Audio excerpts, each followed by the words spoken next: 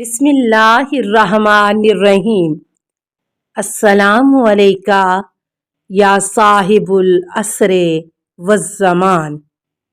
جو اپنے بھائی کے کسی عیب سے واقف ہو اور پھر اس عیب کو چھپائے تو خداوند عالم روز قیامت اس کے عیوب پر پردہ ڈال دے گا۔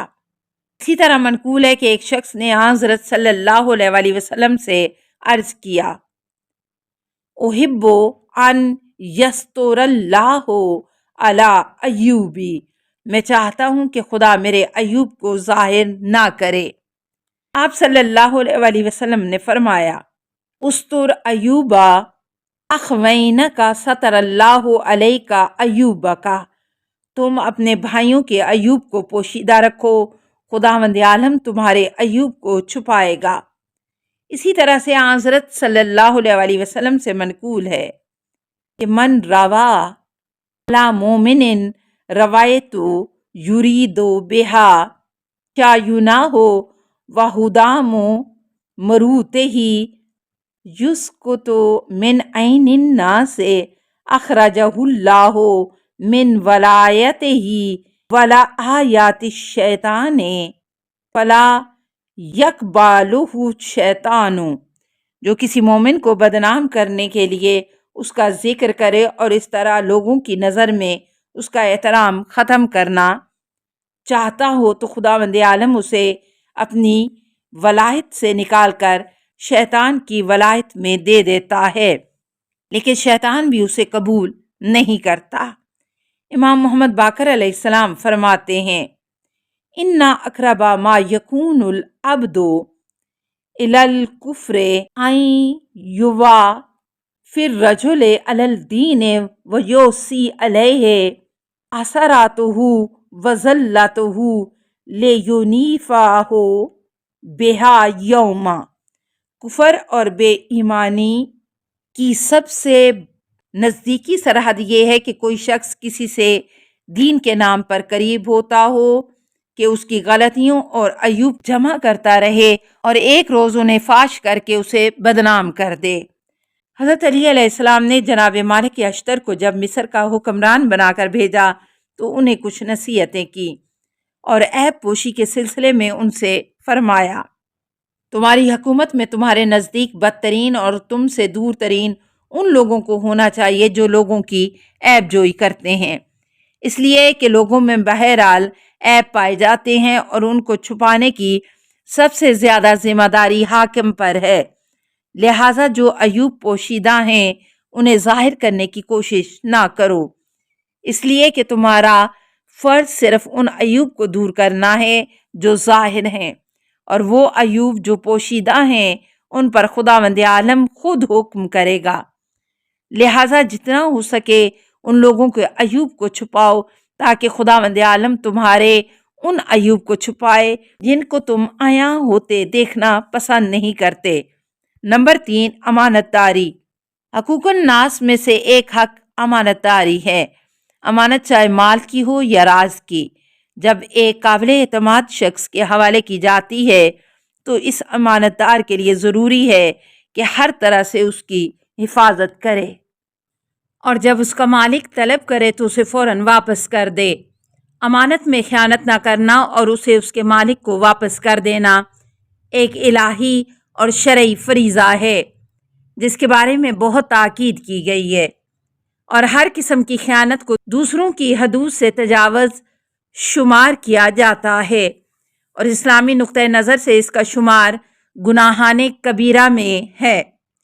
قرآن کریم میں امانت داری کو صاحبان ایمان کی اہم خصوصیات میں شمار کیا گیا ہے، چنانچہ ارشاد ہوتا ہے، ان اللہ یامرکم ان تؤدوا الامانات الی اہلہا، بے شک اللہ تمہیں حکم دیتا ہے کہ امانتوں کو ان کے اہل یعنی مالک تک پہنچا دو۔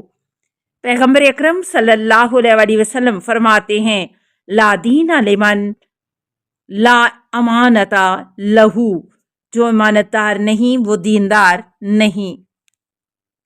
نیز آپ صلی اللہ علیہ وسلم فرماتے ہیں، لیسا منا من خان بالامانت، جو امانت میں خیانت کرے وہ ہم میں سے نہیں ہے۔ اسی طرح آپ صلی اللہ علیہ وآلہ وسلم نے فرمایا ہے، آیات النفاق کے ثلاثن اذا حدث کاذبا و اذا وعد اخلفا و اذا تؤمن خانا۔ منافق کی 3 علامتیں ہیں، جب وہ گفتگو کرتا ہے تو جھوٹ بولتا ہے،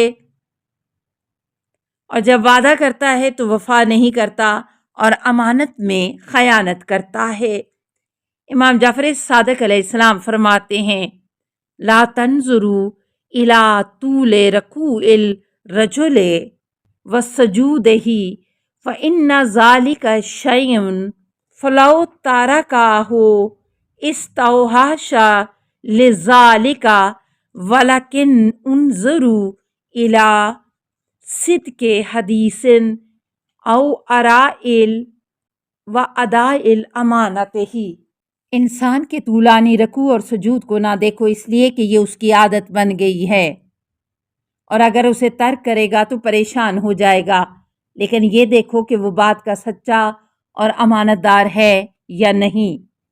اسلام میں امانت داری اس قدر اہم ہے کہ ائمہ معصومین علیہ السلام نے امانت کے بارے میں صالح اور فاسق کے درمیان کوئی فرق نہیں رکھا ہے، بلکہ تاکید فرمائی ہے کہ صاحب امانت کو واپس کرنا ضروری ہے، اور صاحب امانت چاہے جو بھی ہو۔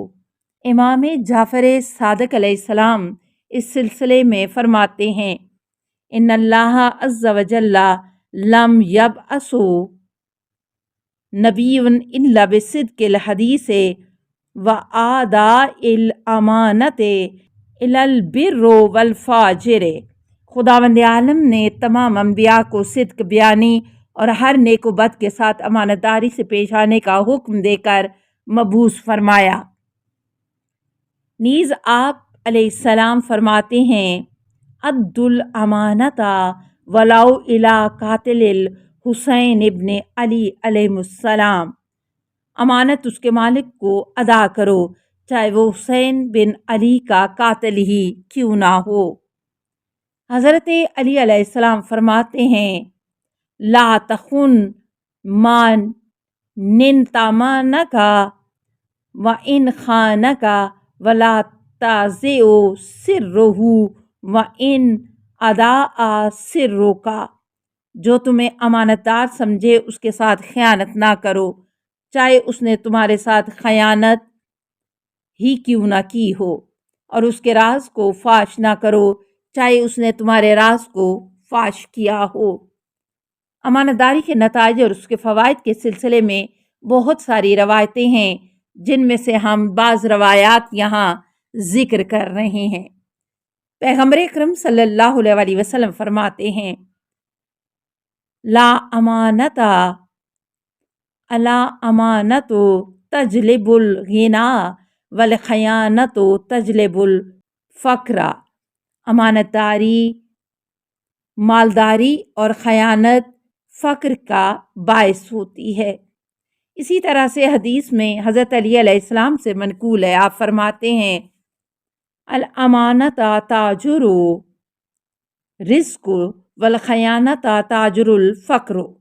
امانت داری سے روزی اور خیانت سے فقر پیدا ہوتا ہے۔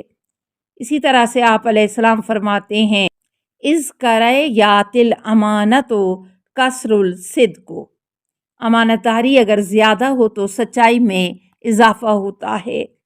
نیز فرماتے ہیں، الامانۃ تؤدی الی صدق۔ امانت داری سچائی کا باعث ہے۔ ہم نے اس بحث کے شروع میں اس بات کی طرف اشارہ کیا تھا کہ امانت داری کا تعلق صرف پیسے اور قیمتی چیزوں سے نہیں، بلکہ دوسرے کی بھی چیز اگر کسی کے پاس بطور امانت ہو تو اس کی حفاظت ضروری ہے۔ السلام علیکہ یا صاحب العصر والزمان، الامان الامان الامان من فتن الزمان۔